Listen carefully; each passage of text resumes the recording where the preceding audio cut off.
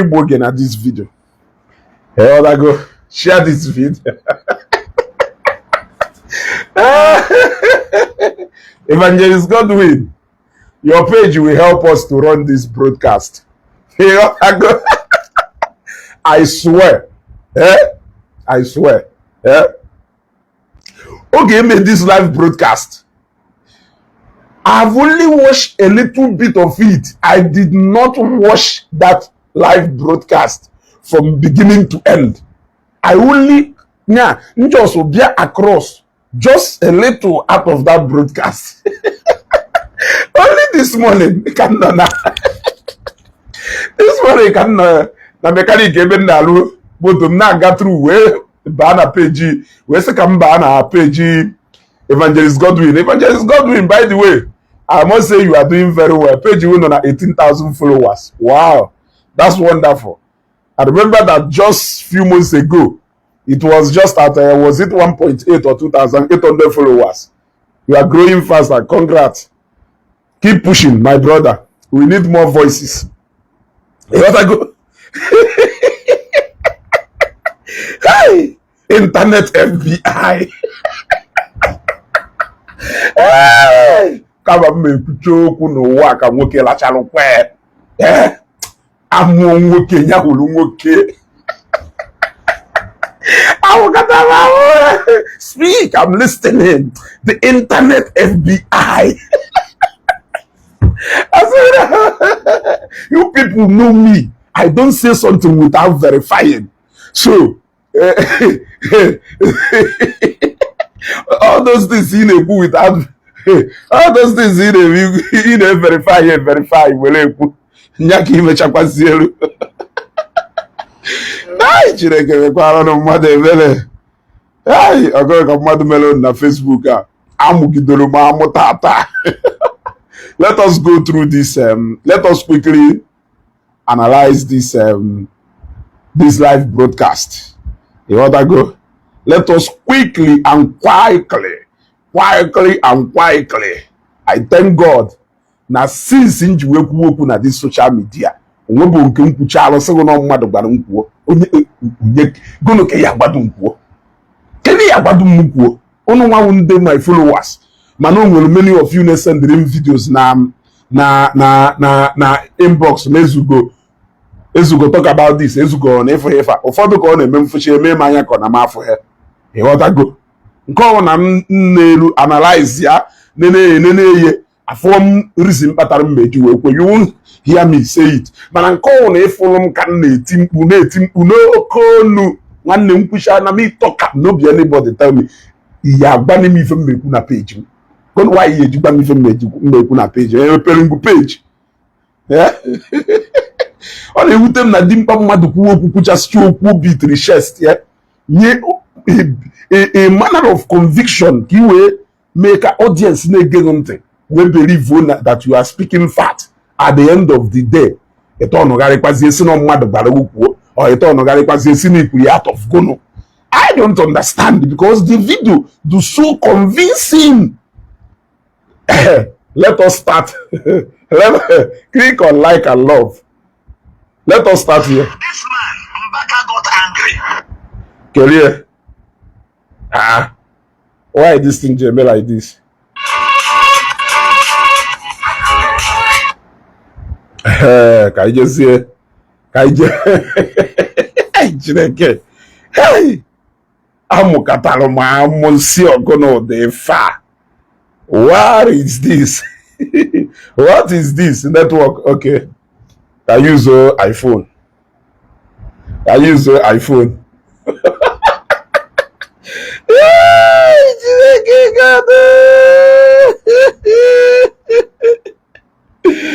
Speak to me.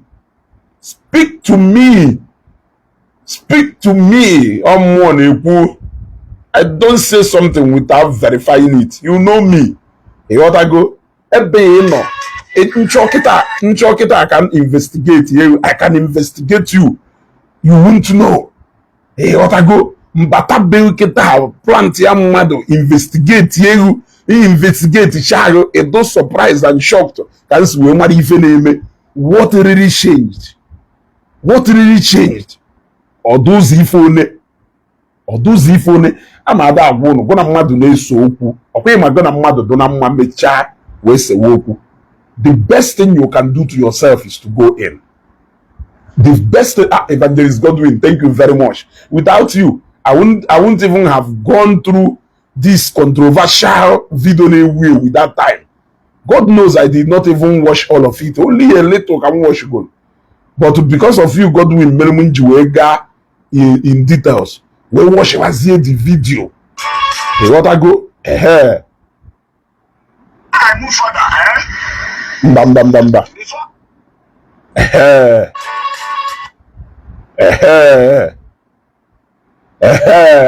Share this video. I am here again. Share this video. Mr. Governor Eziokwu. Yes, you are welcome, sir.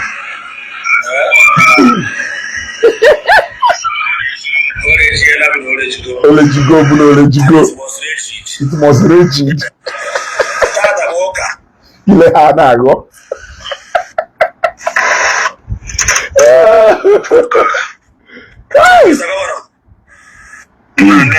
Na ndewo. Happy Sunday. I'm wishing you the very best from here. Please, I want every single guy, if you have small page, my big page, everybody come here because even we are here to carry hammer to call this in all the people were big and small page come here. Not even of no back only as you will have a call it into go to Saya to Sabania to Sabania. Because now what is going on in the Christian door is very, very bad. It's very, very bad. This live video okay, no 1K. Oh, you 1K. Because facts. Fact. Emphasis on IG fact. Do you know what fat is? Do you know fat? After fat, nothing should come after fat. It's just so sad that name with a shallow fact here. Fact here with a fact. How can we now believe Okusino no weapota? You gotta go. This is why I say don't take Ezugo to be the regular blogger follow there. I'm telling you the truth. You are getting to find out now. Kamadi is weapota second if only who beat your chest here, Maria Mande Putaho.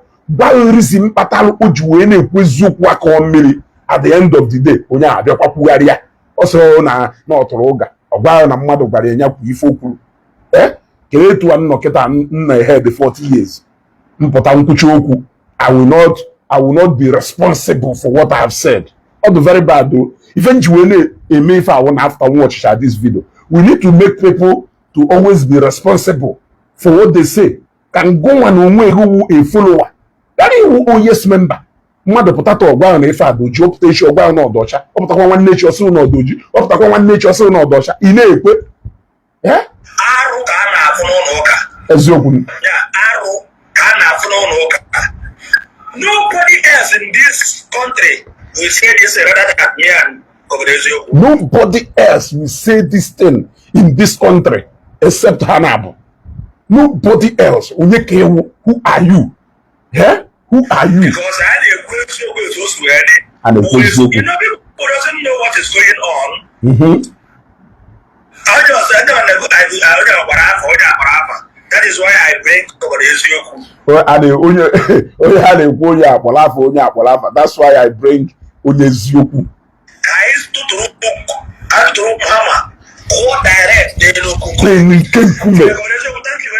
Thank you very much.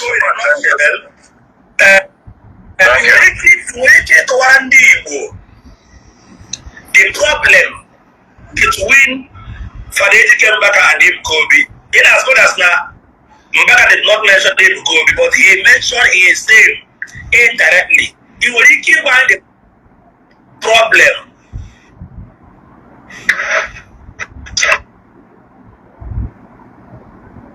Network. Yes. At first, my brother, yes. I would like to say this. A lot of people, like I said it yesterday, partially, you said to me that you would like me to come today to repeat these things. Yes. If I am sure. I'm sure. I'm saying this with full sense of humility. Full sense of humility. I was not consulted by anyone to say these things, but I was not consulted by anybody to say these things. Emphasis. I was not consulted by anybody to say these things. Out of my own accord. I'm telling you what I know. I'm telling you what I know. You know me too well that I respect Reverend Fadiji Kemembaka. You know me too well. Severally. I respect it. We all respect him anyway. I am prepared to make the world understand the gospel truths. I am prepared to make the world understand the gospel truth. I don't make we far to spite anybody. But I want to see how, when are we going to start taking people by their words? You see? If Ejike Membaka, yes. Those who trust Ejike Membaka, they are doing good. There's no problem. Yes. But they should go back and scrutinize these things I am telling you. They should go back and scrutinize these things I am telling you. Ejike Membaka will be surprised how I get my information. He will be surprised at how I get my information. You are surprised how I get even mama ya surprise. Information. Okay. Then the other man, Ebuka Obi, will also be shocked. Meaning that Evangelist Ebuka Obi is even ignorant of what is happening here, because even him will even be shocked at how he got this information. Yes, this is my information. And I'm telling you these things with all sense of humility.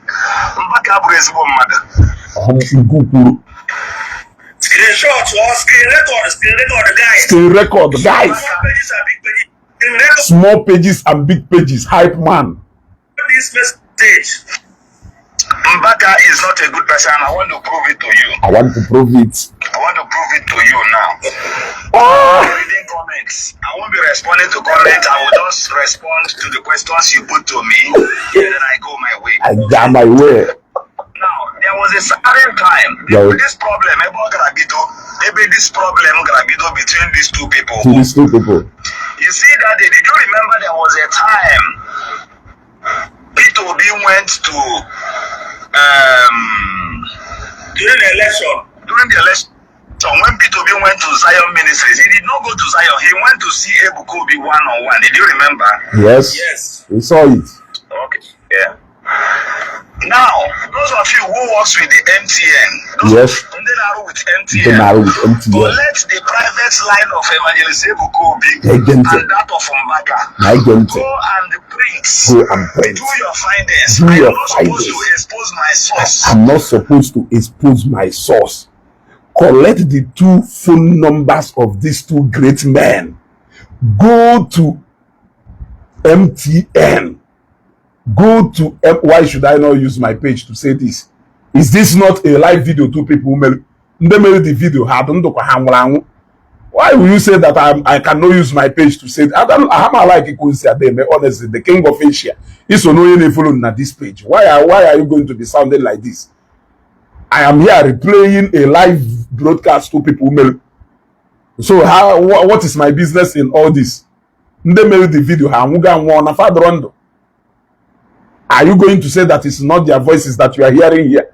Is it my words or is it their own words? I don't understand. Because my like distraction. Collect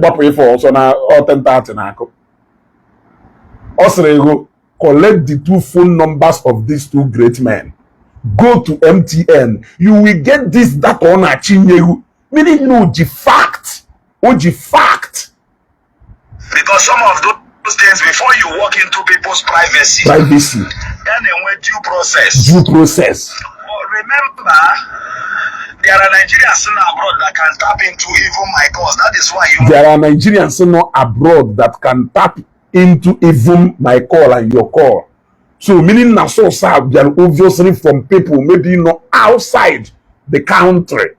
Mind what you say on the phone. Mind what you say on the phone. I move further, Before I move further. Okay. We go to the next one.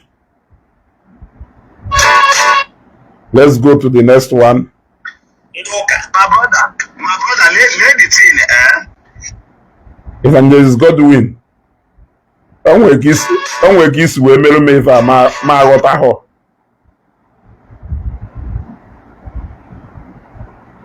Hold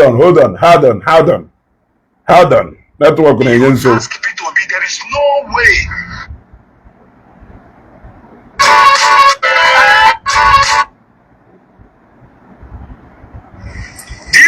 This live video ga-eru 1K.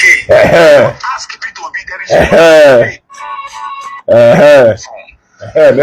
Now, exactly 26 hours and Mba. mind what you say on the phone. Mind what you say on the phone. You must mind what you say You on the must phone. mind what you say on the phone. Now, exactly 26 hours and some minutes later, Peter Obi went to Ebuka Obi's place.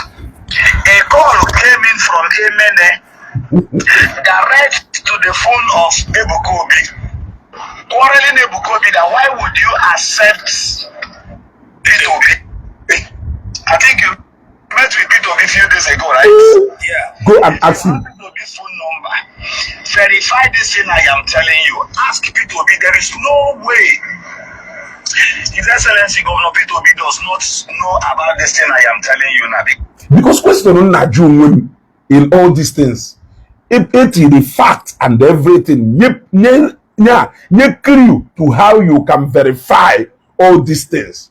Now, my challenge, however, is at the end of the day, if oji duzi ka ya say na na choke push o blame on onye ozo. Let us even agree that no mmadụ nyelu that fact.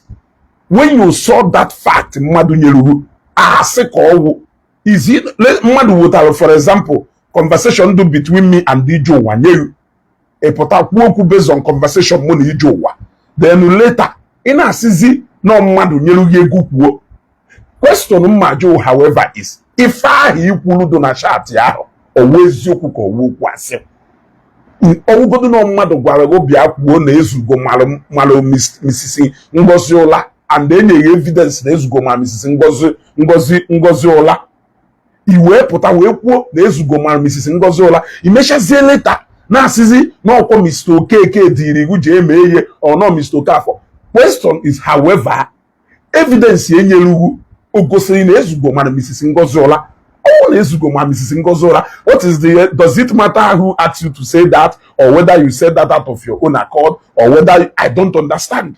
I don't know if you people are getting me, because I'm equal to fact with the time. Even when we can say J. Peter Obi na go na edo mma na Peter Obi enwe idea of this. Peter Obi is a man that is still living. Akwa afa na social media ko ba go J.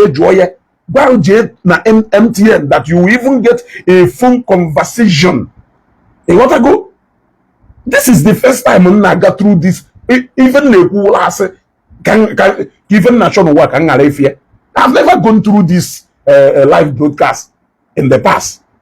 You want to go? Because he must have heard the complaint. I am not the only person privileged to information. I'm not the only person privileged to information. This call from MNA, this priest from MNA was putting it directly to Ebuka Obi that why will you accept somebody that this person cannot be president? You see? On the line, let me open my phone. Now, actually, I'm going to not conform with the live broadcast I made the other day. On a live broadcast made the other day. If I conform somehow with that live broadcast mail. Yes, I may have spoken in a kind of parables or this, but I want you to. As I'm telling you, I'll be taking my point exactly from my source. Ojoya, why will you accept the presence of a man whom I told you that does not mean well? King House, Ezugo, you don't cast. Go and rest. You are already out of content. Yet you are one among close to 100 people who are watching my live broadcast. If I don't go, For Ndigo, The priest from Enugu, Emene, Reverend Fadejike Membaga. Yes. Ọ na-adọpụtakwa na n'eziokwu a na-agwa ụnụ. What has changed? Eziokwu mechago. Wala say, because that apology is what I am yet to understand. What is the essence of this apology? When you swore, you repeatedly swore that n'eziokwu ka ị na-ekwu. Can you tell me what has changed? Why that apology? Are you a child that now somebody will influence you to come to social media with this kind of things? Even when you are stating where people can go and prove or find the proof or verified. What is the essence of that apology? Can somebody ever apologize for saying the truth? Repeatedly. So which one is the truth? Apology. Which particular one is the truth? I want to know. And how are we going to be sure that subsequent ones are you got to go? Then go was saying I got waham eziokwu. The same eziokwu ka aka na hama. The same eziokwu ka aka na agbayo. Now, the opposite scholar. The opposite scholar. The man replied and said to him, is there any other person qualified? More qualified than he is. Daddy, you were supposed to have invited me and tell me your reason of not supporting him. Daddy. Okay. Okay. The priest did not wait again. Against him. Yes.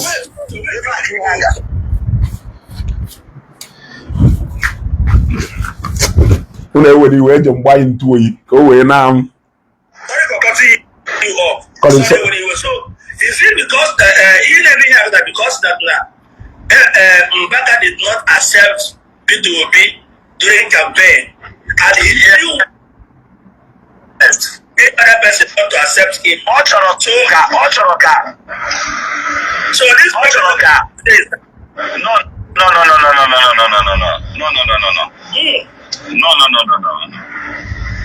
No, this was where the problem started from. Listen to me. Now, he insisted that only women accept. Any candidate woman accept. No other candidate only be supposed to make accept as his son.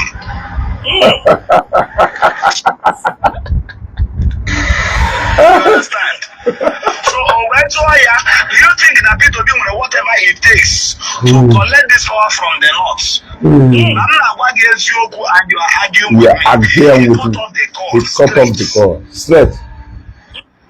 Are you listening to me? Yeah, listening. Now, if you study that call history and details, people should stop arguing. Go and verify what I am. People should stop arguing. Go and verify what I am saying. Telling you. Go and verify. Go and verify. Over 16 days. 16 days. 16 good days. How did they arrive at that 16 days? Were they speaking out of what they have actually? You see, the live broadcast though actually well organized. After 16 days, why did he not say after 5 days, after 2 days, after 1 month? Why was he specific that it was after 16 days? No call came again from this side. No call came again from this side. From this side. On the 19-day letter. On the 19-day letter, which is 3 days later. Call came from this preacher who is in Lagos into this particular phone again, of which this man never picked. He never picked twice. FBI. Why not 3 times? Why not 4 times? Why after 16 days we will exchange of calls or chat? Then 19 days later, meaning 3 days after 16 days, a call came from Lagos to this same man at MNA. You see, it actually looks like they are spitting fat. That's why I am worried about the apology letter.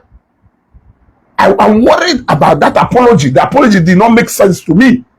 You gotta go. Let us always remember that we are followers.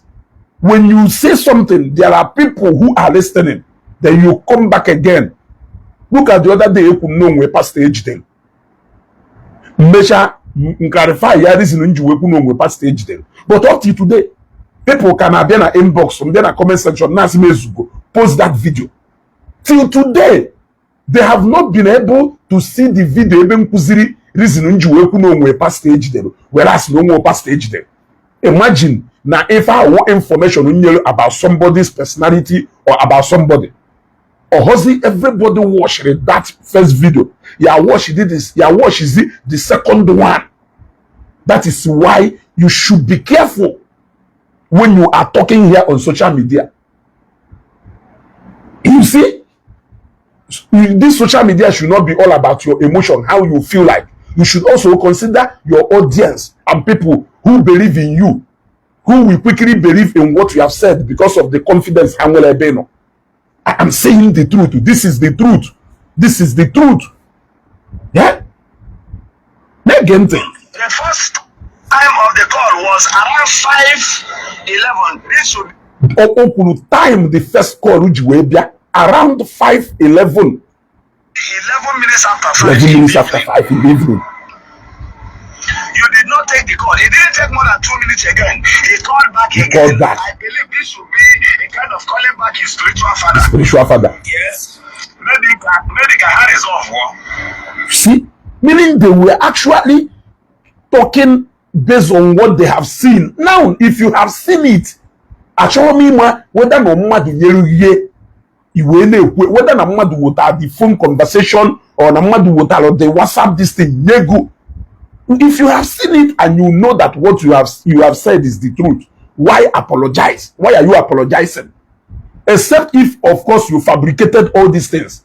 But if you have not fabricated all these things and you saw it the way you saw that it's actually 5 minutes after this and this 2 minutes later, and this person did not pick, you saw the genesis of this problem. Why did you apologize later? What is the whole essence of that apology? That is what I want to know. He didn't take the call again. There was no call across these both persons. Again. For another 30-something days. 30-something days. There was no call again for another 37 to 38 days again. You see? FBI. So let's assume they were using another phone to communicate. Let's assume we have no access to this. Believe you me, you can see that argument from there. Let us go to the next one.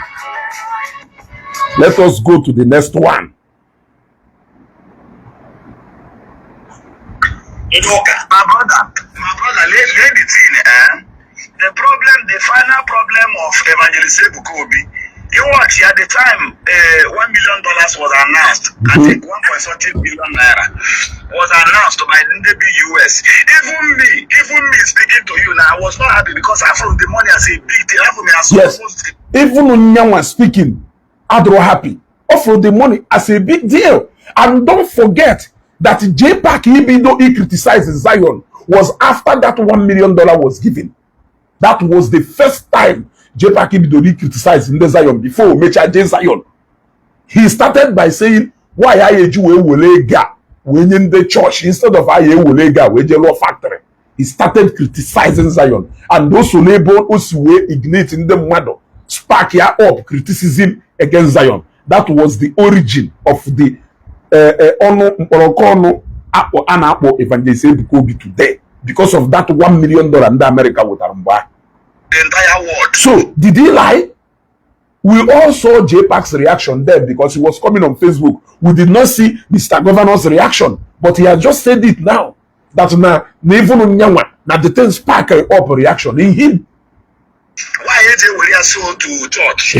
So, but I controlled my emotion. Let me ask you, the next person around me, Oge of course, Oye Dimwe, because JPAC Dimwe, Nyanwa Dirie, but JPAC Dimwe. Yeah, also the Nanyama control emotion. Yeah, the next person or ya control it. So many people did not control it. Yes, so many people did not control it. Yes, as anybody Has anybody ever donated 1 billion naira to Mbaka before? You think Mbaka will be happy? Mbaka who stood against it will be because of Bata. Because of Bata. Wait. Let's be straight.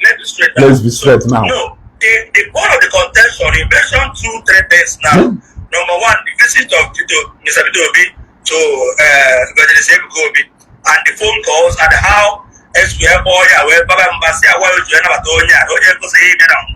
because the Arab number two, ministry relocated to southeast and they were thousands of people and they were happy and thousands of people and they wanna have weekend and keep Bazwa. You want to go? Relocating to the east for the same go on him every day and go like this a go okay free Facebook. You have to be very, very careful. If who you would na social media to get back, it should potentially make Ugaria. Next 5 years, people kayada a replay. That is why India do careful even neku. Even na neku na bamba. It should bonita video. I'm video scatter everywhere. Play it. Let's go talk am. Let's go talk am now. You gotta go. I have never, if I want to allow Charlotte Teta, apology for it. I will accept 100% responsibility for what I said. I can never shift it to anybody. Whether no matter information I have verified on your web, Mbonguna arrest mommy or put a video. Did you see me shake? Because I'm a living fact. I knew he was arrested on Tuesday night. And he came back, he came out on Wednesday evening. Did I check? I did not check. Rather, I advised him on and if the thing will repeat it again. And I was vindicated. That was it. Let's go. This young man is my hobbies. Hey, what was the last thing this last that donation. That donation. 1 billion naira. 1 billion. Not political money, not politician. Not now, political money, not politician. Keleben the politician na be with ego. If not na Enugu, ejuwe program with Peter Obi, ebe gandu jehana, hope of the man and do to ene. So tell me which of the things Stefani put down to the best of your knowledge was that in America, Zion branch would have $1 million. But even politicians say na they would have the nini of that money. What is the need for that apology? You could have closed your mouth and move forward. We're going to accumulate program or gonna Zion follow out. It could have been dignified. No one move forward with your life. Yeah? Because it will always be your word against your own word. On Gukurifa, go Potapalo, Ugaria, and Uhonu, another person apart from Onu, go Pata, Ugaria, turn the quasi apology. Your word against your own word. So you could have closed your mouth and move forward with your life. Or for people who may go na you say Choku, Usoku, Unu Jebelo Mune, Potaka Ebia Kok Unusi, where Iliniaban or where Papani.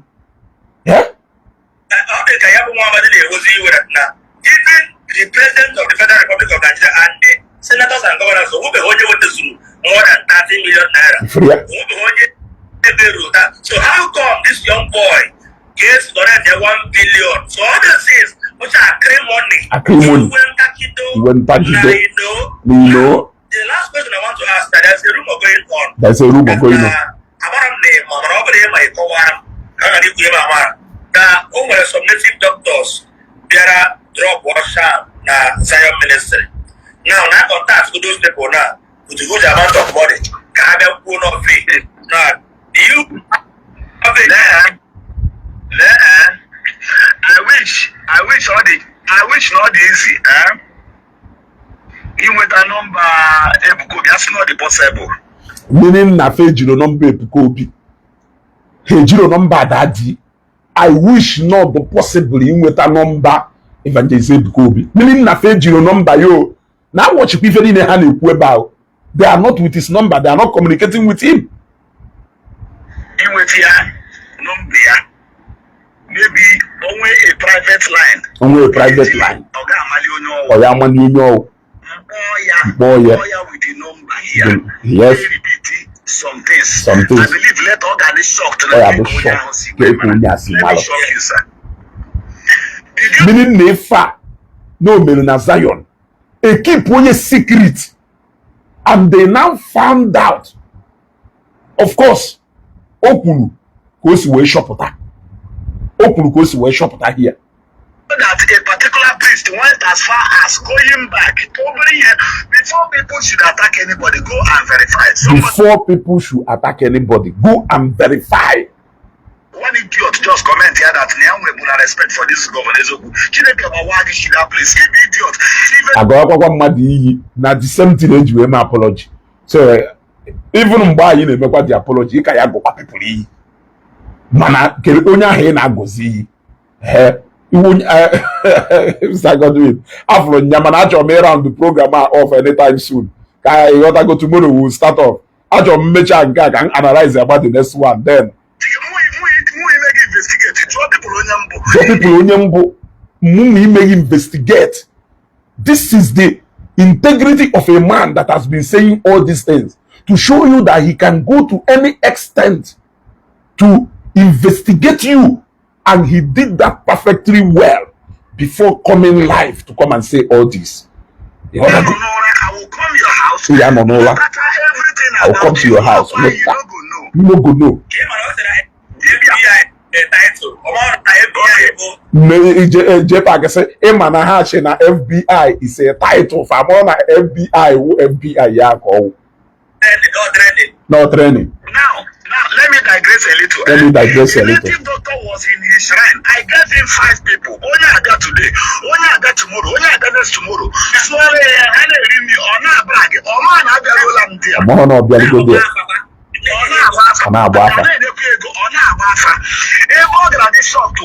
when he was arrested, I said search his pocket. I gave him 3 currency. I signed signature on it. There was one Enugu. They said the people there.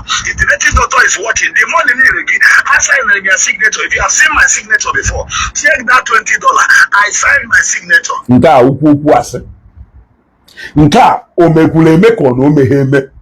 You see, the only thing I quickly said, the Memel apology, I want to video say, what is this apology for?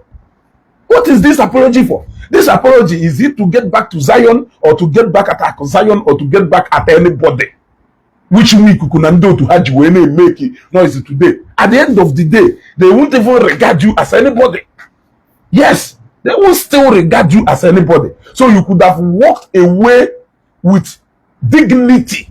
Your dignity could have been intact if you have walked away peacefully without trying to fight back with your own words. These were your exact words. There was no third party in this live broadcast. It was your exact words. Yeah? I didn't come, but when you get that money, you were not intelligent enough. Signature at the edge of that money. Go what's it? Always you. Edge of that money. $20. I signed my signature to it, so people don't understand. And you may I appear alone on camera, but you don't know. Let me shock you. Obama, the possible to get this private line. I want to shock him in such program, or anybody close to him, or even that his twin brother. I want to give him the shock of his life. What it means is that they are neither in connection with daddy, and they are not even in connection with Engineer Shewike. That's exactly what they mean here by saying, if I can get their line, if they can get their line, you know that there was gang of paper for some people in the Okay. Let's. Are you listening to me? Yes. Let's go to the next one. Let's quickly go to the next one.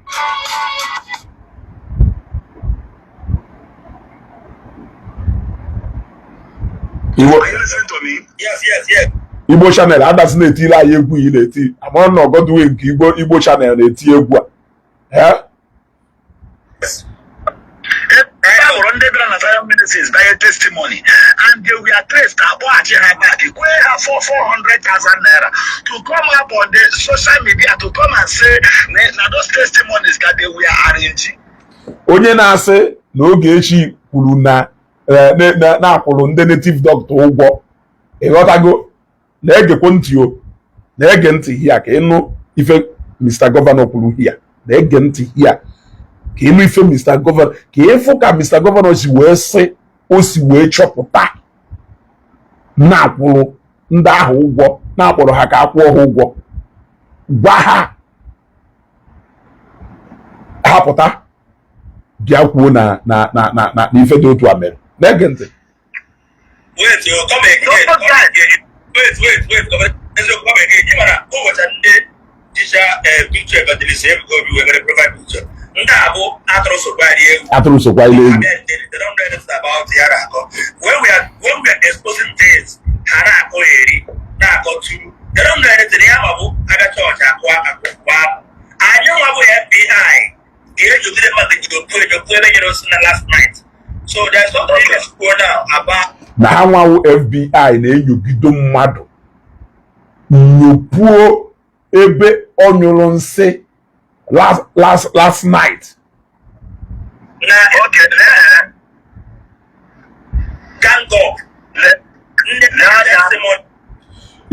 Ife onye metara drop another nonsense comment here again, I block you here.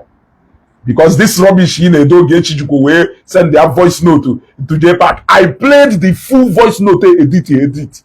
Only Honyaro, Chorokena, no see feature. I played the full voice note of it from Nke edit any voice note.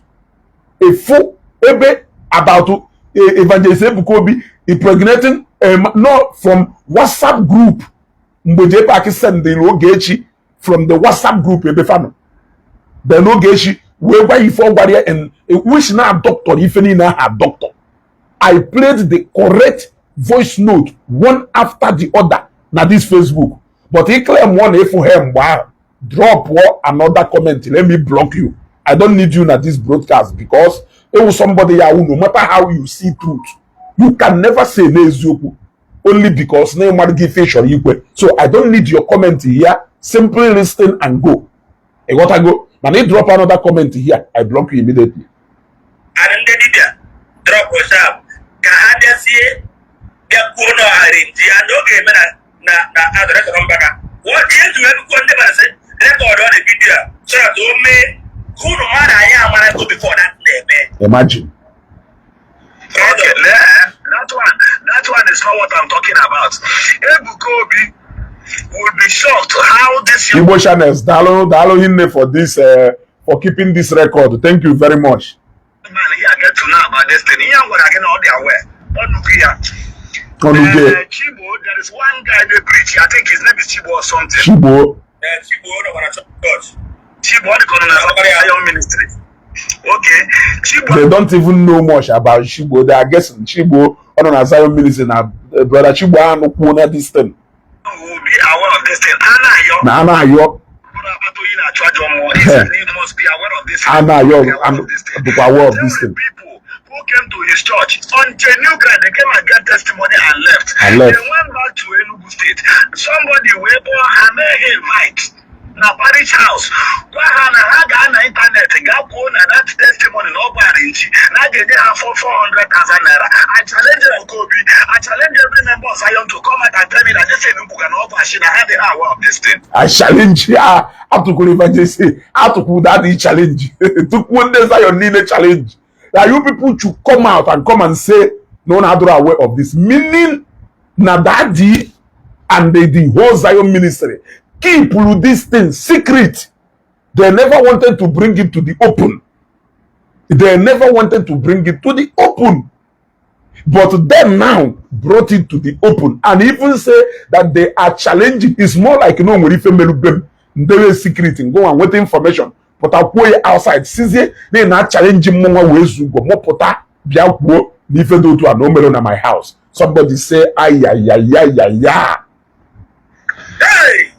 The people rejected the money and went back to Ebuka Obi to lay that complaint. To lay that complaint. 5 days, they may have allowed to say Ebuka Obi. So it was when they now called somebody the close to Ebuka Obi and now told him that Ebuka Obi heard that thing. Are you shocked how I get to know? Are you shocked on how I get to know? You know how he got to know. I want you to repeat it because here by the text, we want to expose everything. We want to expose everything. So he exposed everything. Can even expose again after that? You started re-exposing the fact you could. As after exposing something, you are now re-exposing what you have exposed before. Expose. Yeah? I'm not to school na Facebook. I'm not to school na Facebook.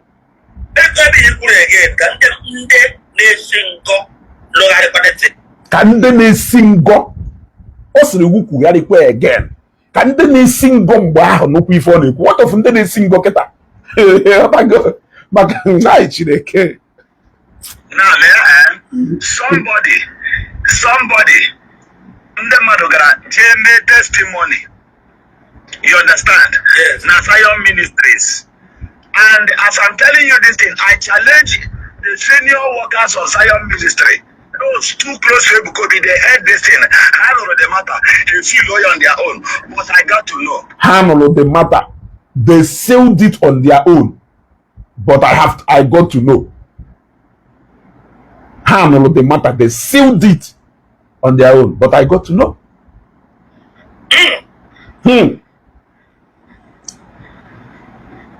You get what I'm saying? Now, how I got to know is this. How I got to know. Within that 5 days, they were struggling to see Ebuka Obi. A preach for her. You understand? Yes. Where see go have 400,000. Now I got you somewhere. I go. Ebuka Obi invite. You understand? Yes. So while they were struggling to see Ebuka Obi, it didn't work. So they thought that I have access to Ebuka Obi. They now chatted me. You get how what happened? Which I will not lie. So many people now home steady. Please, as you go, I'm a new age number Evangelist Ebuka Obi or anybody no email Zion. Biko, only if only nke gwakuduru no chọrọ ịgwa Evangelist Ebuka Obi la direct. My brother, ejiro number daddy. Abago no office here. Only once come batagoro n'ime office complex that year. Only once come batagoro n'ime ba that day. Mona ya no dey like this. Anọkwa like this or gafe. He got like etu ndị ọzọ si afie na ọgafe. Ka nsi kwa afie ọgafe kwa mfụchalụ kwa. He got to go. So, ejiro number. You are not lying. So people now home steady. Ezu go because you me for daddy. So, isi no nwere jele bag hapo something. Wolu maybe into isi eku maka Zion mba fiwo. People always assume that now na the direct people no na top na Zion they discuss. That's what people normally assumed. Like it was a put maka ife gbasara Zion. Ụfọdụ n'ime ha believe na na-ekwu with daddy direct. Na na-ekwu with ndị nọ n'ime ebe a direct. Mana ha mmadụ na-asị na etu anyị si achọrị ka ị nweta the number daddy ime ọka gị na daddy ikpearị na mụnwa wee zugofụkwarị ka mụ na ya esi wee kpa. I will also want to see him. Let I go. So people always assume that na ị na-enwe direct contact. Mana ha mmadụ na-asị they don't know that it's a lie. So people can as well reach out to him thinking that no, you are connecting with daddy, only to find out that he cannot. So I told them I have no access. I don't know how to direct them. I have no access. I withdraw. Which is a Zioku. So later, after some days, I now asked them, did they gain access? After 5 days. After 5 days. They say yes, that they have succeeded in passing this information to Ebuka Obi. You see? I now asked them, did you collect the 400,000 naira from the priest who invited you? They said no. They said no. That they did not take the money because they had true testimony. They did not take because they have good testimony. Are here with me. The numbers. The numbers. The contact of those people who chatted me for that thing is still here with me. Is still here with me. And will keep on a phone. Okay, let me try. Let me try.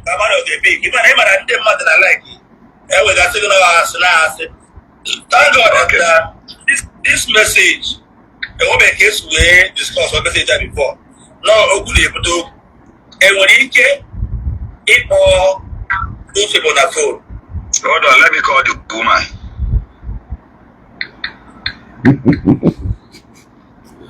All right.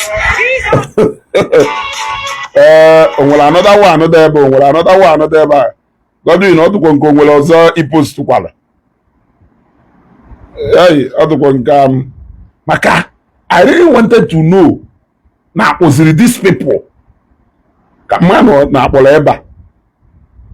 Come on, na Poleba.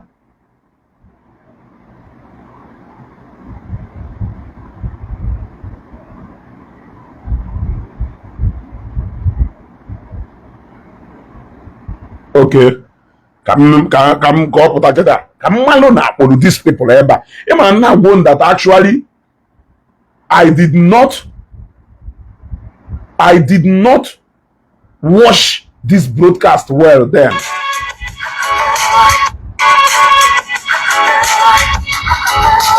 There is this thing rumoring around about Evangelist Ebuka Obi that Daniel went for it.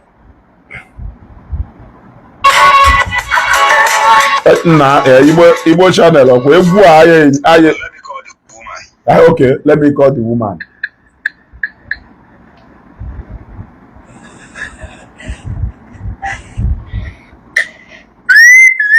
A lot of people argue what they don't know. A lot of people argue what they don't know. Things are happening. Igbo channels. Egwu yi na-eti enyewu na emebi na alụmụ page yo otu ọmarịcha rekọdị idewela anyị nnọọ ịbakwa iti ihe egwu akụnụnnom ịpụtakwa iti ikpe egwu ka ife anyị ji egwu ahụ eme anyị dị interested n'ife a na-ekwu not egwu a na-agụ. Download this message and immediately ekwurie Igbo channels downloaded it immediately. Download. Some of them they will leave what they are doing. Help Southeast, Bragawa, Lagos, Zion Ministries.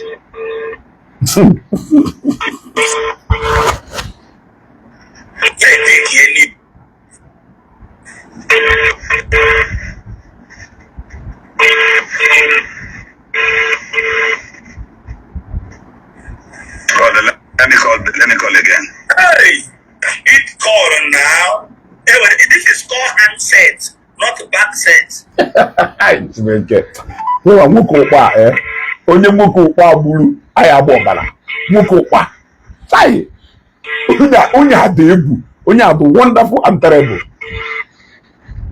Ọ bụ nke ochegharịgo ọ bụ nke abụọ ọ na-echegharị nwa obere. Okwere pik. Then what will happen? I could give you the number, or maybe when you live online, I could give you the number. Okay. I could send you the number. Okay. I could send you the number so that you can call the same woman who gave me this information. If in record or see, I don't repeat the same thing to you.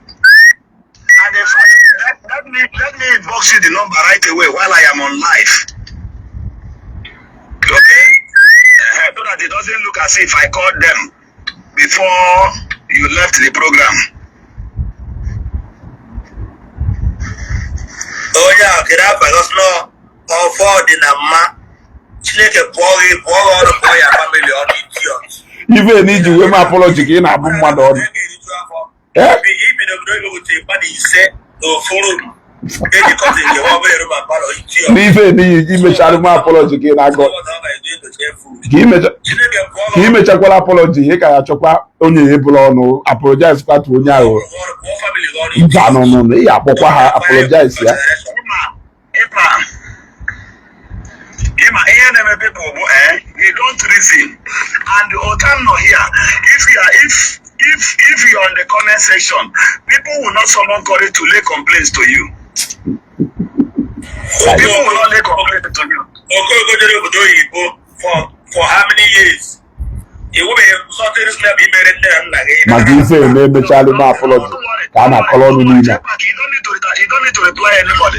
Now let me tell you for your earlier information. I am not supporting Evangelist Ebuka Obi, but let me tell you critically clear. If Ebuka Obi is fake, Mbaka is fake. Yes. Take it from me. Yes. Like father and son. That from that day, they should get him, they should get Ebuka Obi's phone number. Get his direct private line. Go and print out this thing I'm telling you. Before that call from Mbacha, call me bastard. You see? You see? Get the call, the number, go to MTN and print the call. If you did not see that call on Agbaro, you must even want this to go for here, bass and the, oh my God. Oh Lord, this exactly this thing I've said online. I will delete all my pages and get out of internet. Yeah? I will delete all my pages and get out of the internet. The problem of we Christian and also Catholic members, people they say I'm a Christian. I'm a Christian. We Christian and Catholic, if they started following one single priest, you know, a priest does not commit sin in Catholic Church. A priest does not commit sin in Catholic Church. That is why we are all Christian, but Christianity is divided.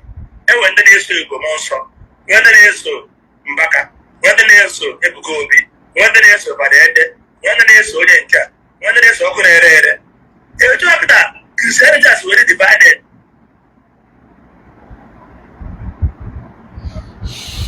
Yeah. This is the list of the things you need to know. This is the first time we go through this live broadcast to this point. But everything Ekulu can say, everything there. Why that apology? If you know that people can actually find a way to dig out the phone conversation between these two people, why the apology? Yeah. Igbo Channel TV say, if you see where thief they beat thief, you go think say in the innocent. Yeah. I can't understand the reason for that apology. Is it to ridicule Zion Ministry and Evangelist Ebuka Obi? Is it to spite or get back to Zion? What could be the whole essence of that apology? After making this kind of live broadcast, it's get back swearing on your honor. How do you want people to begin to take you now? If you go reason battle, sometimes you want to tag it into some kind of things. I can't make that video. This pattern I make that video is because I won't want to take back. And then somebody make such videos, it may more as a reported speech. So that you will not hear maybe analyze the video analyze. For real.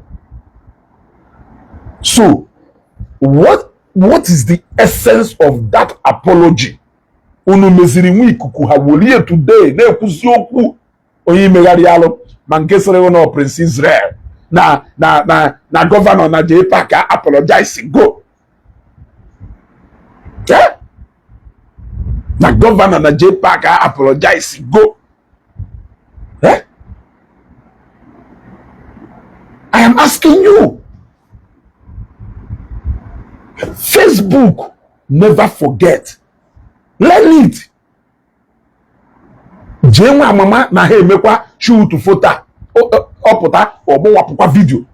E na abo wapukwa video again. Na abo wapukwa video again. Echi niile apologize wakwa. Echi niile itikwa reverse.